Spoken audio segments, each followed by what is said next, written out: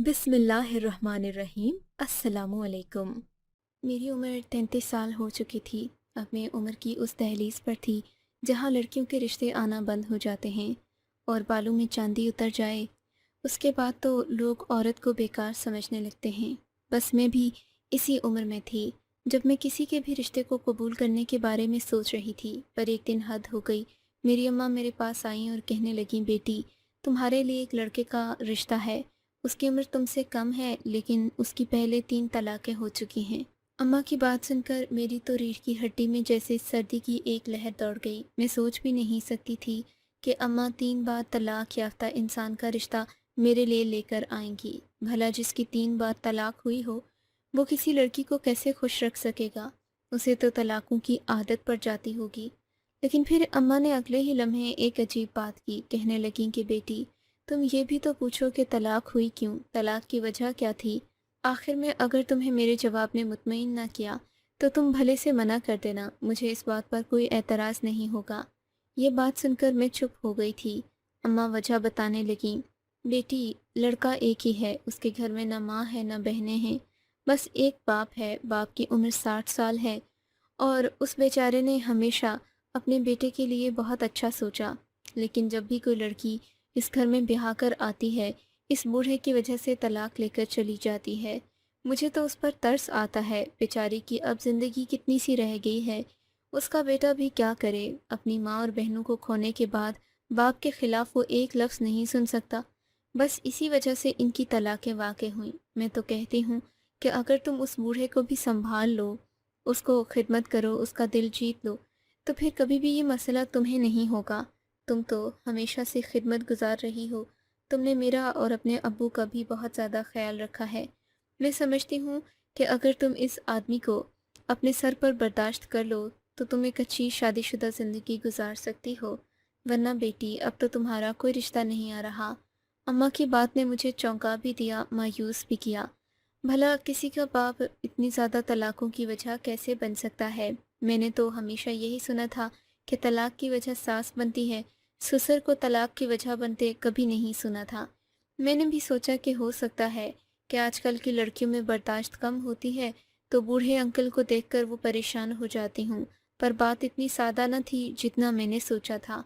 मैं क्या जानती थी कि मैं आग के दरिया में छलांग लगाने लगी हूँ और मुझे अपना आप भी बचाना है, साथ में अपना घर भी। खैर, मैंने अपने होने वाले शौहर से मुलाकात नहीं की थी। मैंने अम्मा से कहा कि कम अज़ कम मेरी उससे एक बार बात करवा दें।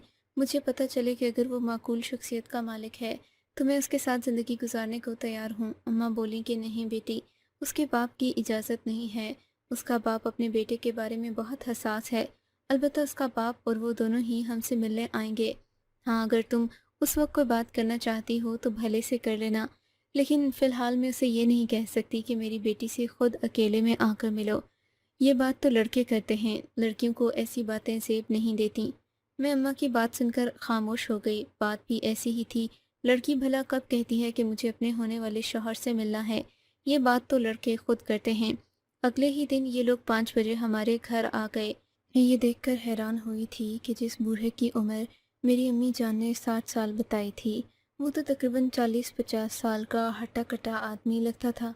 ऐसे मालूम होता था जैसे कि अम्मा ने छोटे भाई और बड़े भाई को साथ लाकर बिठा दिया है। वो बूढ़ा आदमी, जो कि मुझे हरगिज़ बूढ़ा न लगता था, बड़ी ही शातिर नज़रों से हमारे घर को देख रहा था।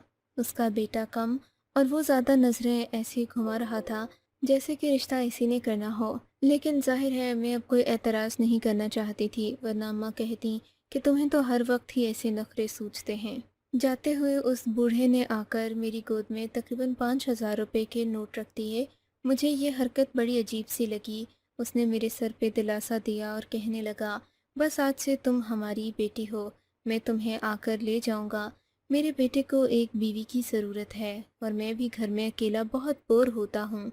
वो आदमी बड़े सलीके से बात कर रहा था। लगता नहीं था कि कोई उसकी वजह से इस इतने खूबसूरत इंसान से तलाक लेगा, जो कि अच्छे खासे पैसे भी कमा रहा था और उसे ज़िंदगी में किसी किस्म का कोई मसला या मजबूरी नहीं थी।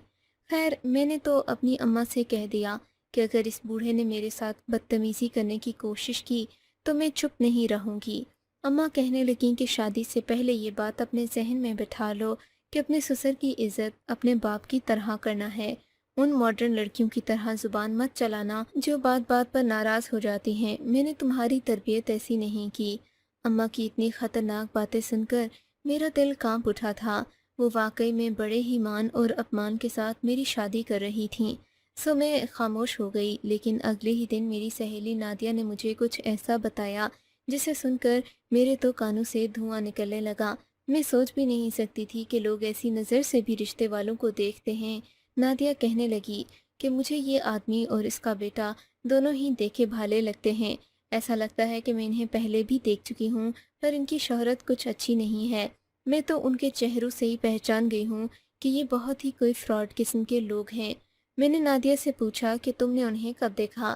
بولی کہ کل یہ لوگ جب تمہارے گھر کے باہر کھڑے تھے تو میں ادھر سے ہی گزر رہی تھی، سمجھ گئی تھی کہ تمہاری اماں نے نئے رشتے والوں کو تم سے ملوانے کے لیے بلایا ہے۔ یقین کرو یہ لوگ بہت بڑی گاڑی میں آئے تھے، لیکن ان کے دل بہت چھوٹے ہوتے ہیں۔ میں اپنی کسی سہیلی سے پوچھوں گی، لگتا ہے کہ میں نے ان کے بارے میں سن رکھا ہے، یہ وہی تو نہیں جس نے اپنی 3 بیویوں کو طلاق دے رکھی ہے۔ یہ سن کر میں بہت خاموش ہو گئی تھی۔ لوگ تو میرے شوہر کو اپنی 3 طلاقوں کی وجہ سے جانتے تھے، اور طلاق بھی اس بڈھے کی وجہ سے ہوئی ہے۔ نادیہ دانت پیسنے لگی۔ تمہیں کچھ پتا ہے کہ اس طلاق کی وجہ کیا ہوئی ہوگی؟ میں نے نادیہ سے پوچھا تو کہنے لگی، ہاں میں پتہ کرنے کی کوشش کروں گی، لیکن ظاہر ہے یہ بڈھا ٹھرکی ہوگا۔ تم خود سوچو، جس آدمی کی بیوی نہیں وہ اپنے بیٹے کی شادی کروا رہا ہے لیکن اپنی نہیں کر رہا، ایسا کیسے ہو سکتا ہے؟ اس کے بھی تو ارمان ہوں گے، ابھی اتنا بھی بوڑھا نہیں ہے۔ یہ بات سن کر میرے ذہن میں نئے سے خیالات آنے لگے۔ میں سمجھنے لگی کہ شاید کوئی گڑبڑ ہے جو اماں نے مجھ سے بھی چھپائی ہے، اور یہ بوڑھا اور اس کا بیٹا ایک دوسرے سے بھی چھپا رہے ہیں۔ یہ باتیں اماں نے سنی تو کہنے لگیں، خدا کا خوف کرو لڑکیوں، بڑھاپا تم پر بھی آنا ہے، تمہارے ماں باپ پر بھی آنا ہے۔ کیا بڑھاپے کی وجہ سے اب تم کسی سے نفرت کرنے لگو گی؟ اس بوڑھے میں کوئی ایسا مسئلہ نہیں کہ ان لڑکیوں نے اس کے بیٹے سے طلاق لی۔ مجھے تو آج کل کی لڑکیوں کے دماغ ہی خراب لگتے ہیں۔ ہمارے زمانے میں لڑکیاں بہت زیادہ سمجھدار ہوا کرتی تھیں، پر آج کل کی لڑکیوں میں عقل نام کی کوئی چیز نہیں ہے۔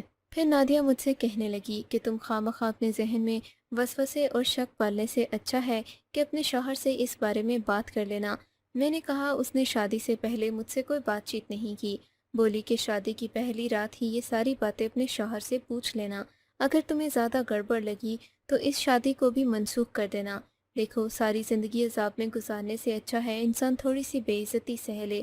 مجھے نادیہ کی باتوں سے خوف آ رہا تھا، لیکن اب شادی کے کارڈ بھی چھپ چکے تھے۔ اماں نے تو اپنی طرف سے سب کو دعوت دے دی تھی۔ مختصر سا فنکشن تھا جس میں ہمارے کچھ ہی رشتہ داروں نے آنا تھا، لیکن پھر بھی شادی کی خبر تو پوری دنیا میں پھیلتی ہے۔ سبھی کو پتہ تھا کہ نازیہ کی شادی ایک ایسے مرد سے ہو رہی ہے جو اس سے پہلے اپنے باپ کی وجہ سے 3 لڑکیوں کو طلاق دے چکا ہے۔ میں نے اپنے دل میں ہزاروں سو دعائیں کی تھیں کہ اللہ میرے گھر کو آباد رکھے۔ میں نے سن رکھا تھا کہ نکاح کے وقت عورت جو بھی دعا مانگتی ہے وہ قبول ضرور ہوتی ہے۔ میں نے اللہ سے یہی دعا مانگی کہ مجھے طلاق نہ ہو، بلکہ میں ہنسی خوشی اپنی زندگی بسر کروں اور اپنے شوہر کا دل ہمیشہ جیت کر رکھوں۔ تبھی میں جب رخصت ہو کر اپنے شوہر کے گھر آئی، میں جو ان کے انتظار میں بیٹھی تھی بہت ڈری ہوئی تھی۔ آتے ہی میرے شوہر نے مجھ سے کہا، تمہیں اس گھر میں ڈرنے کی ضرورت نہیں۔ میں نے پہلے جن عورتوں کو طلاق دی اس کی بہت بڑی وجہ تھی، اگر تم میں وہ وجہ نہیں تو میں تمہیں کیوں طلاق دوں گا؟ میں تو یہ سن کر چونک گئی، یعنی کہ آپ مجھ میں بھی وجہ تلاش کریں گے۔ میں نے دل میں سوچا، کیا وجہ تھی کہ انہوں نے آپ سے طلاق لے لی؟ معاف کرنا، طلاق انہوں نے نہیں لی، میں نے دی ہے، کیونکہ انہوں نے… بس رہنے دو، چھوڑو، مجھے امید ہے کہ تم ایسی نہیں ہوگی۔ تم بہت ہی شریف لڑکی ہو، اور شریف لڑکیاں ایسا کیسے کر سکتی ہیں؟ بات تو آپ کی صحیح ہے، لیکن جب تک مجھے معلوم نہیں ہوگا کہ ان عورتوں کو طلاق کیوں ہوئی تو میں خود کو کیسے ٹھیک کروں گی؟ آپ کو چاہیے کہ آپ اپنی بیوی کو ساری باتیں واضح طور پر بتائیں، تاکہ اگر کہیں غلطی کا اندیشہ ہو تو وہ نہ ہو۔ ہاں، بات تو تمہاری بالکل صحیح ہے۔ چلو میں تمہیں بتا دیتا ہوں، لیکن پہلے 3 دن میں تمہیں کچھ نہیں بتاؤں گا۔ میں تمہاری عقل اور سمجھ دیکھنا چاہتا ہوں کہ تم کیا سوچتی سمجھتی ہو، اسی حساب سے میں تمہیں زندگی میں آگے لے کر چلوں گا۔ کیا مطلب؟ آپ کیا ابھی بھی مجھ سے شادی کر کے خوش نہیں؟ دیکھو مجھے گلے شکوے والی عورتیں بالکل بھی پسند نہیں ہیں۔ اگر تم نے میرے ساتھ رہنا ہے تو اس طرح رہو جیسے انسان پیار محبت میں رہتا ہے، نہ کہ کوئی زبردستی کا رشتہ۔ میں تم سے محبت کرتا ہوں، ظاہر ہے انسان جس سے شادی کرتا ہے اسی سے محبت کرتا ہے، تمہیں اس بارے میں کوئی شک نہیں ہونا چاہیے۔ لیکن میرے ابا پر کوئی برا الزام لگانے سے پہلے یہ سوچ لینا کہ انہی الزامات کی وجہ سے میں نے ان عورتوں کو طلاق دی جو تم سے کہیں زیادہ حسین تھیں۔ میں تو اپنے شوہر کی باتیں سن کر اپنی جگہ بیٹھی کی بیٹھی رہ گئی۔ یہ آپ کیسی باتیں کر رہے ہیں؟ بھلا شادی کی پہلی رات یہ باتیں کون کرتا ہے؟ میرا شوہر میرے پاس بیٹھا اور بولا، تمہیں ڈرنے کی ضرورت نہیں، بس کہہ رہا ہوں کہ محتاط رہنا، میرے ابا کی عزت کرنا، ابا کے خلاف میں ایک لفظ نہیں سنوں گا۔ آج سے پہلے میں نے یہ بات اپنی بیویوں کو اتنے واضح طور پر نہیں بتائی تھی، پر تمہیں میں دو ٹوک الفاظ میں کہہ رہا ہوں۔ دیکھو میں نے 3 طلاقیں دے دی اور اسی وجہ سے تو میرا گھر نہیں بس پایا ابھی تک، کہ میں زندگی میں آگے بڑھنے سے پہلے اپنے باپ کو خوش کرنا چاہتا تھا، لیکن کسی نے، یعنی میری کسی بھی بیوی نے آج تک میرے ابا کا خیال رکھنے کی کوشش نہیں کی۔ ابا بہت ہی معصوم طبیعت کے مالک ہیں، تم ان کے ساتھ دوستی کر کے رہو گی تو وہ تمہیں بہت پیار دیں گے، تمہیں اپنی بیٹیوں کی طرح سمجھیں گے۔ اور ہاں یہ مت بھولو کہ میرے ابا کے نام پر اتنی جائیداد ہے کہ تمہاری 7 نسلیں عیش کریں گی، کھائیں گی پئیں گی، انہیں کام کرنے کی ضرورت نہیں پڑے گی۔ شوہر کی باتوں میں کچھ کو عقل مجھے نظر آ رہی تھی، ظاہر ہے اس کا باپ کروڑوں کی پراپرٹی کا مالک تھا، اب وہ اپنے باپ کو اس طرح چھوڑ تو سکتا نہیں تھا۔ میں نے بھی کہا کہ آپ فکر نہ کریں، میں باقی لڑکیوں کی طرح نہیں جو آپ کے ابا کے بارے میں عجیب و غریب باتیں کروں، میں ان کو اپنا باپ سمجھ کر رہوں گی۔ میرے شوہر نے مجھے خوشی سے مسکرا کر ہیرے کی ایک انگوٹھی دی، کہنے لگے کہ تمہیں پتہ ہے یہ انگوٹھی مجھے کس نے لے کر دی ہے؟ میں نے نفی میں سر ہلا دیا، بولے کہ یہ انگوٹھی ابا نے مجھے دی تھی کہ میں منہ دکھائی میں اپنی دلہن کو دوں۔ تمہیں ایک اور حیرت کی بات بتاتا چلوں کہ میرے ابا نے جتنی بھی انگوٹھیاں مجھے منہ دکھائی میں دیں وہ ہم نے طلاق کے بعد واپس نہیں لیں۔ ہیرے کی انگوٹھیوں سمیت میں نے ان عورتوں کو طلاق دی۔ دولت کے معاملے میں ہم لوگ بہت کھلے دل کے ہیں، ہم کبھی بھی یہ نہیں سوچتے کہ ہماری دولت میں کمی واقع ہو جائے گی۔ ہم نے جس کے ساتھ بھی حق اور انصاف کا معاملہ کیا وہ اللہ جانتا ہے، لیکن ہمارے معاشرے میں ایک عام رواج ہے کہ لوگ عورت کا زیادہ ساتھ دیتے ہیں کیونکہ عورت مظلوم ہوتی ہے، پر حقیقت تو یہ ہے کہ وہ تینوں عورتیں جو میری زندگی میں آئیں وہ بہت ہی زیادہ بدمعاش اور بدگماش تھیں۔ میں شوہر کی باتیں سن کر خاموش ہو گئی تھی، ویسے بھی وہ اپنی پہلی بیویوں کی برائیاں کر رہے تھے، مجھے کچھ زیادہ پریشانی نہیں ہو رہی تھی بلکہ خوشی تھی کہ انہیں ان میں سے کسی بھی عورت کے ساتھ کوئی ہمدردی یا پھر یادیں وابستہ نہیں تھیں۔ میں نے دل میں اچھی نیت کر لی کہ اپنے شوہر کی ہر بات مانوں گی، ان کے ابا کی خدمت کروں گی اور کبھی ان کی نافرمانی نہیں کروں گی۔ ابھی میں اور میرا شوہر بیٹھے باتیں کر ہی رہے تھے کہ کمرے کا دروازہ کھلا۔ میرے سسر بنا دروازے پر دستک دیے کمرے کے اندر داخل ہوئے تو مجھے بڑا عجیب سا لگا، لیکن جیسے ہی انہوں نے کمرے کا دروازہ کھولا میرے شوہر مارے ادب کے اٹھ کر کھڑے ہو گئے۔ ابا جی آپ نے کیوں زحمت کی؟ میں نے دیکھا تو سسر کے ہاتھ میں ایک ٹرے تھی جس میں 2 بھرے دودھ کے گلاس رکھے ہوئے تھے۔ سسر نے لا کر ہمیں وہ دودھ کے گلاس پینے کو دیے اور کہا، میاں بیوی کو دودھ کا گلاس لازمی پینا چاہیے، اس سے دن بھر کی تھکاوٹ دور ہو جاتی ہے اور نیند اچھی آتی ہے۔ شکریہ ابا جی، آپ کا سایہ اللہ ہمارے سروں پر قائم رکھے۔ یہ کہہ کر میرے شوہر نے دودھ کا گلاس میری طرف تو بڑھایا لیکن خود دودھ سائڈ پر رکھ دیا۔ ابا جی کے جانے کے بعد انہوں نے وہ دودھ جا کر کھڑکی سے باہر گرا دیا اور عجیب سی نظروں سے مجھے دیکھنے لگے۔ آپ نے دودھ گرا کیوں دیا؟ میں نے سوال کیا تو ہنس کر بولے، بس کچھ نہیں، مجھے دودھ پینے سے الرجی ہے۔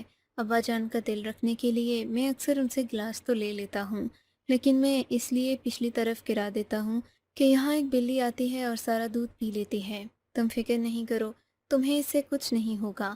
میں اپنے شوہر کی بات سن کر چپ تو تھی لیکن دل میں عجیب سا کھٹکا تھا، مجھے یوں لگتا تھا جیسے وہ مجھ سے کوئی بات چھپا رہے ہوں۔ 1000 بار پوچھنے کے باوجود بھی انہوں نے مجھے بتانا مناسب نہیں سمجھا تو میں نے بھی خاموشی اختیار کر لی تھی۔ صبح ہوئی تو یہ واقعہ ابھی میرے ذہن سے گیا نہیں تھا کہ سسر جی ہمارے کمرے میں آ گئے۔ ابھی تو میں تیار بھی نہیں ہوئی تھی، میں نے عام سے کپڑے پہن رکھے تھے۔ سسر کا کمرے میں آنا مجھے گوارا نہیں تھا، لیکن پھر بھی وہ میرے شوہر کے والد صاحب تھے، میں انہیں روک تو نہیں سکتی تھی۔ ان کے ہاتھ میں سرخ رنگ کی ایک چادر تھی، آتے ہی انہوں نے وہ چادر مجھے اڑھا دی اور بولے، یہ لو بیٹی، میں تمہارے لیے شادی کا خاص تحفہ لایا تھا، تمہیں دینا بھول گیا، اب تم یہی چادر اوڑھ کر آنا، دیکھنا کہ تمہیں کتنا سکون ملے گا۔ یہ بہت خاص چادر ہے، اس سے تم ہمیشہ سہاگن رہو گی۔ دیکھو، آج سے پہلے میں نے اس کی کسی بیوی کو یہ چادر نہیں دی، کیونکہ چادر دینے کی نوبت ہی نہیں آئی۔ وہ ہمیشہ مجھ سے لڑتی رہتی تھیں۔ مجھے پتہ ہے تم ایک شریف اور اچھی لڑکی ہو، تم مجھ سے نہ لڑو گی، نہ ہی مجھے بوڑھا سمجھ کر عقل سے پیدل ثابت کرنے کی کوشش کرو گی۔ ویسے بیٹی، اللہ نے مجھے کسی چیز کی کمی نہیں دی۔ یہ جس گھر میں تم بیٹھی ہو یہ تمہارے سسر ہی کا ہے، لیکن تم کبھی بھی یہ مت سمجھنا کہ میں تم پر دولت کا روب جماؤں گا۔ مجھے تو بس اپنے بچوں کی خوشیاں عزیز ہیں، اور میں اچھی طرح سے جانتا ہوں تم ہی وہ لڑکی ہو جو میرے بیٹے کو اصل اور حقیقی خوشی دے سکو گی۔ سسر کی باتیں بظاہر تو مجھے بہت معقول لگ رہی تھیں، لیکن اس کے باوجود بھی مجھے بار بار یہی بات ستائی جا رہی تھی کہ آخر ان تین عورتوں نے میرے شوہر سے طلاق کیوں لی؟ کوئی تو وجہ ہوئی ہوگی جو کہ ان عورتوں کو طلاق لینے پر مجبور کر گئی۔ لیکن میں بار بار ان باتوں کو دہرا کر شوہر کا موڈ خراب نہیں کرنا چاہتی تھی۔ ان کے آنے کے بعد میں نے کہا، ابا جی کے کمرے کی صفائی کر دیتی ہوں۔ ابا جی کے کمرے کی صفائی نہ جانے کب ہوئی ہوگی، میں جا کر ان کے کمرے کی صفائی ضرور کروں گی۔ شام کے وقت میں نے اپنے شوہر کو کہا تو یہ بات سن کر وہ تھوڑا سا پریشان ہو گئے۔ کیا ہوا؟ آپ اتنا پریشان کیوں ہو رہے ہیں؟ میری بات سن کر وہ بولے، اصل میں ابا جی نے کبھی کسی کو اپنے کمرے میں جانے نہیں دیا، ان کے کمرے میں ہمیشہ تالا لگا رہتا ہے، وہ مجھے بھی اپنے کمرے میں نہیں جانے دیتے، بس اسی لیے میں محتاط رہتا ہوں۔ ایسا نہ ہو کہ تم صفائی کرنے کے لیے جاؤ اور ابا جان ناراض ہو جائیں یا کہیں کہ یہ لوگ مجھ پر شک کر رہے ہیں یا پھر مجھے گندا سمجھتے ہیں۔ میں نے کہا، اس میں شک والی تو کوئی بات نہیں، میں صرف وہاں سے صفائی کروں گی اور واپس آ جاؤں گی، پر پھر بھی تم دھیان رکھنا، ان کے سامنے ان کے کمرے میں داخل مت ہونا۔ میں بھی چاہتا ہوں کہ ان کے کمرے کی صفائی ہو جائے، کتنا عرصہ ہو گیا ہے وہ بیچارے اسی طرح اس کمرے میں سو رہے ہیں۔ اللہ تعالیٰ ان کو کسی بھی بیماری سے بچائے، مجھے تو ان کے بارے میں اب ڈر سا لگا رہتا ہے۔ میں اپنے شوہر کی بات سن کر چپ بھی تھی اور پریشان بھی، لیکن میں اب اپنے سسر کے کمرے تک پہنچنا چاہتی تھی۔ میں جاننا چاہتی تھی کہ آخر یہ کمرے کو بند کیوں رکھتے ہیں۔ میں جیسے ہی ان کے کمرے میں گئی تو میں نے دیکھا ان کی پشت دروازے کی طرف تھی۔ یہ دیکھ کر میں حیران رہ گئی کہ کمرے میں بہت سارے زنانہ کپڑے بکھرے ہوئے تھے۔ مجھے یہ بات پریشان کر رہی تھی کہ سسر کی تو کوئی بیوی بھی نہیں، گھر میں اور کوئی عورت بھی نہیں جو ان کے کمرے میں آتی جاتی ہو، پھر ان کے کمرے میں اتنے سارے زنانہ کپڑے کیا کر رہے تھے؟ میں نے ان کو آواز دی تو وہ یکدم چونک کر کھڑے ہو گئے، جیسے کہ انہیں اس بات سے بہت زیادہ خوف ہو کہ کوئی انہیں اس حالت میں دیکھ لے گا۔ میں نے اپنے سسر کو حیرت سے دیکھا، وہ بھی اٹھ کھڑے ہوئے جیسے چوری پکڑے جانے پر کوئی بچہ شرمندہ ہوتا ہے۔ میرے سسر کا رویہ ایسا ہی تھا، کہنے لگے، بیٹی تم یہاں کیوں آئی ہو؟ چلو باہر چلو، میں خود ہی آ جاتا ہوں۔ تم لوگوں کو اگر چائے پینی ہے تو مجھے بتا دو، میں الائچی اور ادرک والی چائے بناؤں گا۔ میں نے کہا، نہیں، میں تو آپ کا کمرہ صاف کرنے کے لیے آئی ہوں، اب اس گھر میں آپ کی بہو آ گئی ہے، آپ کو ایک صاف ستھرے کمرے میں رہنا چاہیے۔ میرے سسر نے بڑی چالاکی سے کمرے کا دروازہ میرے سامنے ہی بند کر دیا اور بولے، چلو بیٹی باہر چلو، اس کمرے میں تمہارے صاف کرنے والا کچھ نہیں، اس کمرے میں بس… یہ اتنا کہہ کر خاموش ہو گئے تھے۔ مجھے لگ رہا تھا کہ دال میں کچھ کالا ضرور ہے جو مجھے بتایا نہیں جا رہا۔ اگلے ہی دن مجھے نادیہ کی کال آ گئی، کہنے لگی، مجھے لگتا ہے تمہارا سسر تو لڑکیوں کا کاروبار کرتا ہے، کیا تم نے اس بات پر غور کیا ہے کہ تمہارے سسر کی وجہ سے جن بھی لڑکیوں کو آج تک طلاق ہوئی ان کے بارے میں آج تک تمہارے شوہر نے نہ ہی تمہارے سسر نے ذکر کیا کہ وہ کون تھیں اور کہاں گئیں؟ مجھے تو لگتا ہے کہ تمہارا سسر لڑکیوں کو اسمگل کرتا ہے۔ یہ باتیں سن کر میرا تو ذہن بھاری ہونے لگا، میں سوچ بھی نہیں سکتی تھی کہ شادی کے 2 دن بعد مجھے ایسی باتیں سننے کو ملیں گی۔ میں نے کہا، نادیہ تم ایسی باتیں تو نہ کرو، میرے سسر بھلے جتنے بھی نادان کیوں نہ ہوں، وہ لڑکیاں اسمگل تو کرنے کا سوچ بھی نہیں سکتے، ان کی کسی سے دوستی بھی نہیں ہے۔ نادیہ تو وہم ڈال کر چلی گئی، لیکن اب میں سسر کا پیچھا کرنے لگی تھی۔ میں جاننا چاہتی تھی کہ آخر ان میں ایسا کیا ہے کہ سب لوگ ان سے نفرت کرتے تھے، جبکہ ابھی تک مجھے تو ان میں کوئی غلط بات معلوم نہیں ہوئی تھی۔ ایک دن جبکہ میرے شوہر کو گھر آنے میں لیٹ ہو گیا، ویسے تو گھر کی چابیاں ان کے پاس تھیں، وہ دروازہ باہر سے کھول کر اندر آ جایا کرتے تھے، لیکن آج میں بلا وجہ بے چین تھی۔ میں جاننا چاہتی تھی کہ وہ ابھی تک آئے کیوں نہیں ہیں۔ اس لیے ان کا انتظار کرتے کرتے میں گراج میں ہی ٹہل رہی تھی جب مجھے اپنے سسر کے کمرے سے ایک لڑکی کے چیخنے کی آواز آئی۔ چیخنے کی یہ آواز سن کر میں حیران ہو گئی تھی۔ میں سوچ رہی تھی کہ آخر یہاں کوئی لڑکی کیسے آ سکتی ہے جبکہ میرے سسر کے کمرے میں ان کے علاوہ اور کوئی ہوتا بھی نہیں۔ میں نے پوری طاقت سے ان کے کمرے کے دروازے پر دستک دی مگر دروازے کے اندر سے کوئی جواب نہیں آیا۔ میں نے جا کر کھڑکی پر زوردار مکہ مارا۔ اندر سے مسلسل لڑکی کی گھٹی گھٹی چیخوں کی آواز سنائی دے رہی تھی۔ میری آنکھوں میں حیرت بڑھنے لگی۔ میں نے دیکھا تو ابھی تک دروازے پر میرا شوہر نہیں آیا تھا۔ اگلے ہی لمحے میں نے دروازے پر زوردار دھکا دیا، اس کے ساتھ دروازہ کھل گیا۔ باہر کے مین دروازے پر بھی آہٹ ہوئی۔ میرے شوہر بھی گھر کے اندر آ چکے تھے۔ انہوں نے جو مجھے سسر کے کمرے میں جاتے دیکھا تو وہ بھی میرے پیچھے پیچھے آ گئے۔ ہم دونوں نے سامنے کا جو منظر دیکھا اس نے ہمیں حیران کر دیا تھا۔ میرے سسر کسی عورت کے روپ میں بیٹھے ہوئے تھے۔ لگتا تھا جیسے وہ ایک مکمل عورت ہوں اور خود کو ایسے سجا سنوار رکھا تھا جیسے عورتیں شادی کے شروع کے دنوں میں سجتی سنورتی ہیں۔ میں نے اپنے شوہر کو دیکھا۔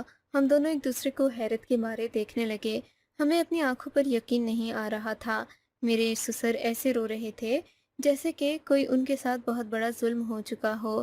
یہ دیکھ کر میرے شوہر کی آنکھوں میں بھی آنسو آ گئے۔ سسر جی کو بڑی مشکل سے چپ کروایا ہسپتال لے کر گئے۔